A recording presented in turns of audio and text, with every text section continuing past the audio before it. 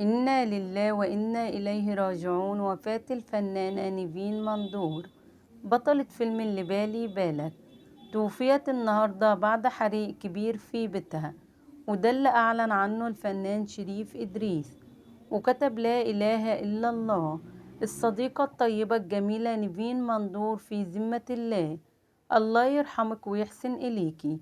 نيفين من مواليد 16 يونيو 1980، فنانة موهوبة من صغرها، كانت بتحب التمثيل وبتطلع على مسرح المدرسة والجامعة، وجت اللحظة اللي عرفناها كلنا فيها سنة 2003 من خلال فيلم اللي بالي بالك بدور فيحاء زوجة رياض المنفلوطي اللي هو في الأساس الفنان محمد سعد. فاكرين لما قال عنها دي ناقص لها 2 فولت وتنور؟ نيفين رحلت وسابت ذكرى حلوة في قلوب اللي حبوها واللي لسه فاكرين ضحكتها وملامحها على الشاشة.